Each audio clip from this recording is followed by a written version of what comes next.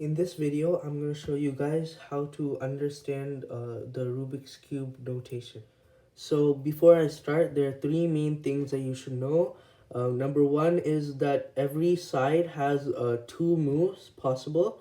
One is the normal letter that stands for that side, and the other one goes in the inverse direction, which I will show you. And if you're reading the algorithm notation, like on a PDF or something, it will show you an apostrophe on top of that letter, and that will indicate that you go in the opposite direction. And I will help in this video. I'm going to show you the differences and how to remember which one is which. The second rule is that what you want to do, what you have to keep in mind is that it has to be an uppercase. All the letters have to be in uppercase. If they are lowercase, they actually stand for something else, which I will explain in a couple of minutes. And the third rule is probably one of the most important, and that is called the home position. So when you hold your cube, you want to hold it with your two thumbs on the two edges right here. And just for this video, I'm going to be using green as the front side, just for you guys to remember, but it doesn't matter. I can do it this side, doesn't matter. So I'm going to keep it on the two middle edges. My fingers are respectively on each layer on the back, and my pinkies are sort of free, just there waiting to do something. So now I can turn every single layer, and I will show you guys how to know which finger to turn which layer. Alright, so now that I've told you those rules, now we can get started. So there, if you're going to do beginner's method, there are essentially 1, 2, 3, 4, 5, about 5 sides that you need to know. The sixth side is a bit more advanced. So the first one, I'll start really easy, and then I'll go to the hardest one. They're actually all pretty simple, not very hard. So I will start with the F layer. The F layer stands for front, and it's this first layer right in front of you, right? It's facing you. So the easiest way to remember which way to turn the cube, turn the layer, is to look at the letter, and then if there's no apostrophe on it, that means you go clockwise. Okay, so yeah, you always, for every single side, you want to go clockwise respective to that side. So I will show you what I mean. So for this one, for the front layer, I want to do front, which is F. So if I do F, that means do clockwise. So F, F. And by the way, if you see in an algorithm it says F2, that means you have to do it twice. So it's pretty straightforward and it's pretty intuitive. So just do the F layer twice. And you want to, if it's 1F, you want to push with your thumb. If it's F prime, and F prime means counterclockwise or the inverse direction of clockwise, and you would do that with your other thumb. So then you would remain in home position after you finish. And if it's F2, what I would do is I would hold the cube like this, and then I would do a double flick. So I would sort of tilt the cube at an angle, and then I would do the double flick. So after that, after understanding the front layer, if you can understand that well, the rest of it becomes pretty simple. The upper layer, which is U, the U layer, again, same thing. U is clockwise, respective to this side. So U is clockwise. U2, do a double flick with your index and then your middle finger. So 1, 2, 1, 2. And if it's better for the algorithm, you can do it with your left hand also. And now we can go to the right layer. The right layer, again, as I'm saying, this is very important to understand. It's respective to the side that you're talking about. So this is the right layer, stands for R. So R would be clockwise, right? So you would turn it clockwise. Or in this case, if you're looking at it from this perspective, this R layer would be going up, and then R prime, the inverse, would be going down. As you can see, I'm turning it counterclockwise. And if you can, the R, since it goes up and R prime goes down, L is actually the opposite, because if you think about it, L is clockwise, right, of the left layer. Left layer, L stands for left. So you would turn it clockwise, right? So you would turn it down for L. So that's something that you have to keep in mind, and that's very easy to mix up if you are just starting out as a cuber. So again, L would be down from this perspective, and L prime would actually be up because you're going counterclockwise. And then again, L2 would be just twice, and it doesn't matter which direction. Sometimes it will change based on the algorithm and the finger tricks. And the final layer that a beginner, if you're learning beginner's method, the final one that you would need is this one, the back layer. B is what it stands for. And to understand that, it will, again, same thing, clockwise, counterclockwise, that's really important. So I'm just going to flip over the cube. I'm going to hold it like this. But keep in mind that the blue is actually the back layer, right? Because we're looking at this. So B is actually going counterclockwise relative to the blue side, right? So B would be going clockwise. B2, again, same thing, twice. And then B prime would be going this way, right? Because you're moving it counterclockwise. So B is going this, B prime is going this way, and then B is going this way. So now that you've learned some of the basic moves, now you can actually try and apply them to some algorithms. And this case right here that I have is called the Sune. It's one of the most basic cases and one of the easiest to recognize. And this is common in CFOP, for CFOP solvers, and for beginner's method. Most of the ways that people typically do beginner's method, this is the algorithm they use. And the way you recognize this case is you see all the edges oriented, and then there's one corner oriented. And when you face this direction, when the fish points in the lower left corner, then you will see this edge pointing towards you. So with that, keeping the cube like this, you would execute it like this. So you say R, U, R prime, U, R, U2, R prime. And the way you can do it fast is like this. And once more. So this case again, and then you can execute like that.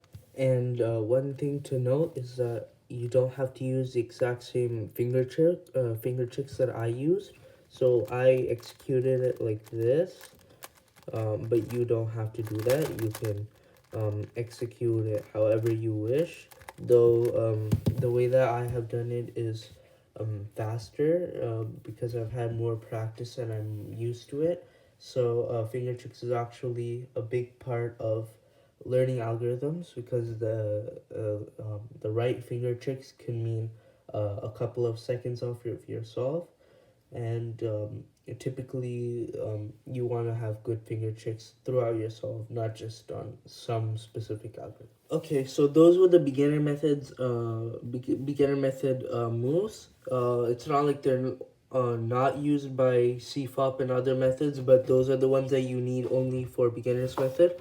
So after this, things become a lot more complicated, or not too much, but some more complicated. And so the first one I'll teach you is D. D stands for down. And if you're learning beginner's method, you can actually stop the video right here. But if you want to learn CFOP, which I suggest that you do, keep watching. So D is the down layer, or the bottom layer. So you would do D. So again, clockwise, right? So D would go this way. So again, D, and you want to hit it with your ring finger. D, and this can get some time.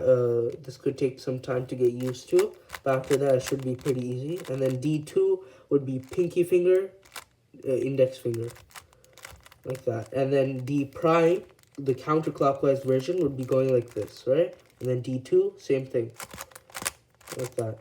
And actually, some people will use their index and then their middle finger. I guess that's okay, but I mean, it will be better to do pinky and then ring. because that would save your middle finger for something else. So again, this is D, D is this way, then D prime is this way. The next move is a move that you will see a lot, especially if you want to learn a bit more advanced algorithms, and that is the M move. And the way that you do M is you use your either or your middle finger or your index finger. If you're doing M2, you would use index, then ring. Sometimes some people will use it backwards. That's okay based on the situation. And the way that, remember how I told you that every side is based on their clockwise and counterclockwise? Well, with the M, there's a problem, right? Because you could go either way with saying the right side you can do clockwise or the left side you could do clockwise. So the general consensus for this is that the M move is based on the left side, okay? So if you want to do an M move, you will do this way, right? You want to do it down. The same way as an L move will go this way. An M move will also go this way, and you would take your middle finger, put on the end, and then push it all the way up, right? And then M prime would be, again, L prime is this way, right?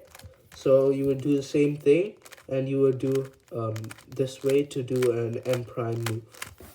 Now, after these are all the uppercase moves. Uppercase moves are turning only one layer. And actually, there are some special moves. I'll show you those in a minute. That you will not see too much. Just like these that I'm about to show you, which are called the lowercase moves.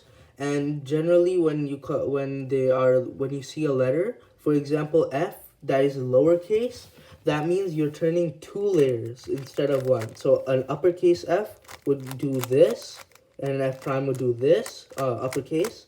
But an F, lowercase, would do this. It would turn two layers at once, right?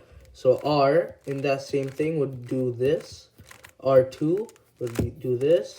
And then R prime would do this. And then F prime would do this, right? So if you see a lowercase, just keep that in mind. That you have to turn two layers. So now I'm going to show you the cube rotation cube rotation notation. And those are Y, X, and Z. All of them are lowercase. And so the way that you can tell them apart is Y is based on the U, okay? So when you do a U, that means you go this way, right? And when you do U prime, you go this way. So if you say Y, that means you turn the entire cube like this, and Y prime would be like this. And this comes a lot, not a lot, but sometimes in CFOP, and especially for algorithms that require a cube rotation, they will say Y or Y prime usually. And there are actually some algorithms that do use X and Z. I do not think I've ever seen an algorithm that uses Z. But anyways, X is based on the R layer. So R would be this way. R prime would be this way, right? So X would be this way. Again, X, X, X. And then X prime would be this way. Again, X follows the R. So up, this is X, X prime. And the final one, Z is focused on the front layer. So F would be this way. F prime would be this way. So to do Z, you would do the same thing as an F, just with all of the layers. So Z, Z, and Z prime would be the other way. And the last two notations for this video are, I don't think I've ever seen it again, but they're just useful to know. So E it stands for the equatorial layer, and the equator, as you know, is in the middle of the Earth. So again, equator, middle. So use the middle layer, and it is actually focused on the D. It is correlated to the D moves. So you would do D would go this way, D prime this way, and so E would go this way, and then sorry, not D, E prime would go the same way as D prime, and S stands for the standing layer. So this layer right here, and it is correlated to the F layer. So S, if you say S, that would go this way, and then S prime would be this way. So that's it for this video. I hope you enjoyed, and if you did, please like and subscribe and check out the other videos on my channel. Thanks for watching.